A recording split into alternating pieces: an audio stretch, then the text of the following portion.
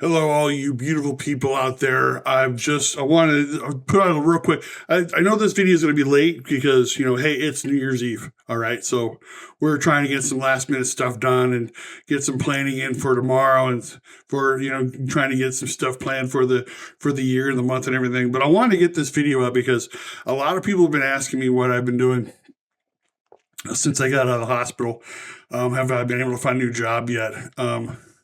Have I been able to find work? Have I been able to do anything like that? And so the answer is yes and no. I have not found a job. I've not been employed by anybody as of right now. But I have found work. And I think I've told you in an earlier video, I think about a week or two back, that I've been doing some voice acting. And that, crazy enough, I've been getting a lot of auditions to do audiobooks and commercials and AI work. I'm still waiting to hear back from a few people, but what I am excited about, because this has been something that has been just a total shock to me, total surprise. I wasn't sure how this was going to work out as far as being a voice actor and doing audiobooks, but I actually have right now two audiobooks that have hit Audible. Two books that I worked on in the month of late November and in December. I'm actually on my third contract. I'm on my third audiobook that I'm working on right now. That one, hopefully, I should have done probably by the middle of next week, if not sooner. I don't know when that will be up as far as an Audible, but if you want to check out the audiobooks that I've done, I'm going to put a link down below to both books so that you get a chance to see them. The first book I did that I was really excited about is a book called Cleanup on Aisle 9. Now, I know this sounds strange and bizarre and however you want, but it is probably one of the most fun zombie books I've read in a long time. It basically is like what happens with the zombie apocalypse. It basically starts in this little small town in Missouri. It doesn't give you the name of the town, but it's Missouri because they go to St. Louis. And it was so much fun. It really brought out the acting chops in me because there were several characters that I had to do, and I had to do multiple voices for these characters because when I'm reading the book, I don't want to just like I basically do it as I read it. But when I see a character, I want to give that character life. I want to give that character a voice. With the fact that I've had 12, 13 years of experience in, hi, honey, 12, 13 years of experience in radio. I've had, I've been doing the YouTube thing for a while. I worked in audio or video podcasting for a while. So, I have my degrees in theater. I have my degrees in film and television. So doing this was kind of like the normal next best thing to do. And so at least that's what someone suggested that, hey, you should be a natural at this. You've got the experience. You've been on the mic. You know what so doing Cleanup on Aisle 9, there were times where I'd have to go from one voice to another voice that hopefully I could get through this. And that way, when everything worked out, I was able to do multiple voices at a time. Really brought out my acting chops of being able to envision who these people were and being able to give them the right voice for it. It was a lot of fun. The one voice I enjoyed doing the most for the book, for the audiobook, was for Harper, who is loud and obnoxious. And I basically decided that what if Karen was the manager of your store? So she was loud, she was obnoxious, she was, and that's the way I had visioned her in my head. I envisioned her in my head. And it was a lot of fun. The challenge with Cleanup on Aisle 9 was when I'd have to bounce from voice to voice to voice, it was rough on my voice for a while. There were times where um, I would basically have to stop and go get some coffee or some tea or something to relax my voice. I couldn't talk for. There are times after doing chapters that I couldn't talk for about an hour because my voice was just shot. It was like it hurt, but it was fun. And it is the craziest thing to be able to do this zombie apocalypse novel, and it was written by Brandy Christopher. And I was so excited to do this book, to do this audiobook, and to bring it to life. And it was so much fun. And it's one of these zombie zombie books where it's like zombie stories where it's like the ending is so perfect, in my opinion, in this one.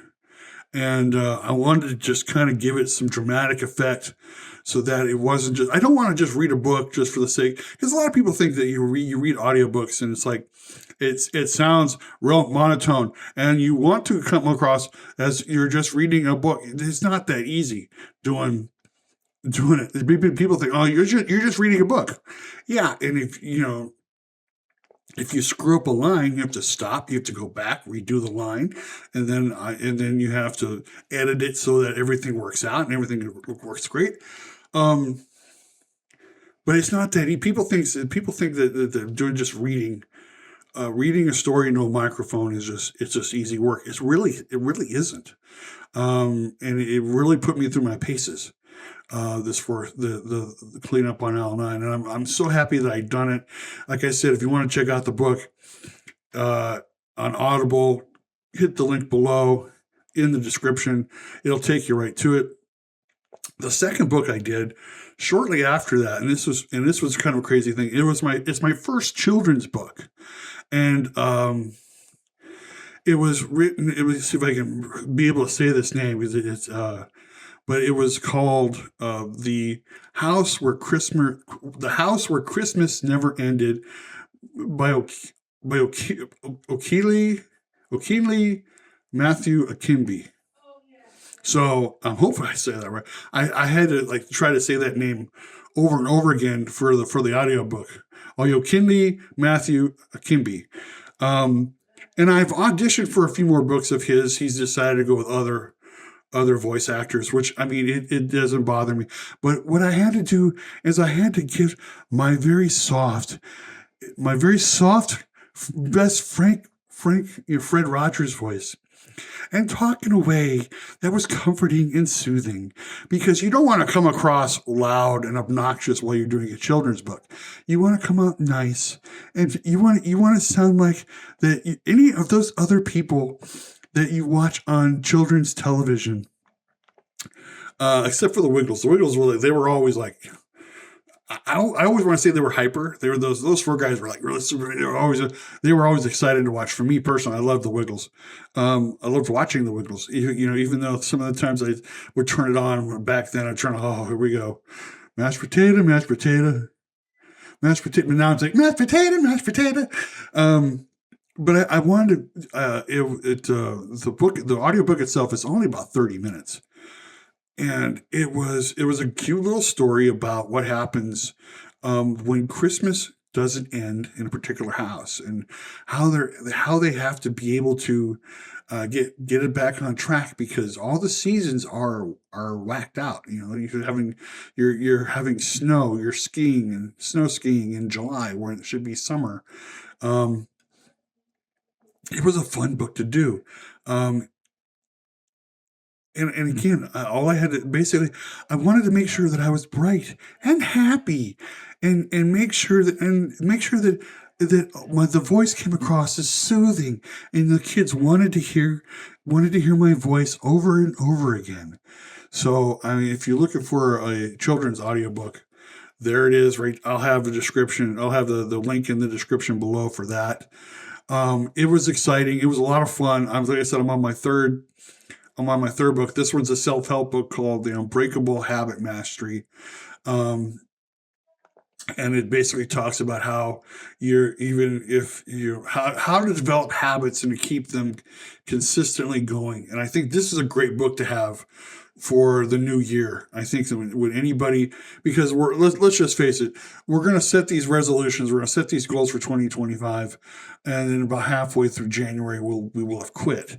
And hopefully, I can get this book out in a timely manner to where people who have quit their resolutions and quit their goals can hear this audiobook and be able to, like, oh, I don't have to stop going for my goals. I can use this particular method to be able to keep me on track.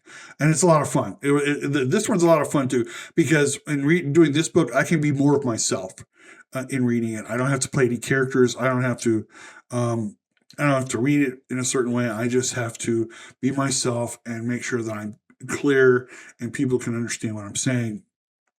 That's a lot of fun. Hopefully that book will be out. I'm supposed to have everything done by the beginning of February, but I'm hoping to actually have the production wrapped up on that one probably by next week, and then sent back to the author for approval. So we'll see how that goes. But again, this is what I've been working on since I got back home from the hospital. I have just been auditioning and working on these audiobooks, and I'm having a lot of fun doing them, and waiting to see, because a lot of these are residual based. So again, so depending on how the book sales go, I'll be able to hopefully do very well financially doing this. I know a lot of people probably will sit there and say, well, that's not a real job. You're not really working. You're not getting a paycheck. And like I said, I'll be very upfront and forward. You're right. I'm not getting a paycheck, but I am doing something, because I really can't go out right now and work a physical job. Not with the way my leg is. I'm still having a lot of pain in my ear, where they did the surgery. So I'm not able to do a physical job. I'm gonna have to figure out.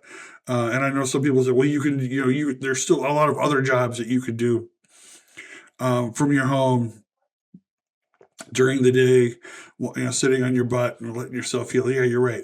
And I am looking into those, but right now I'm having so much fun doing this.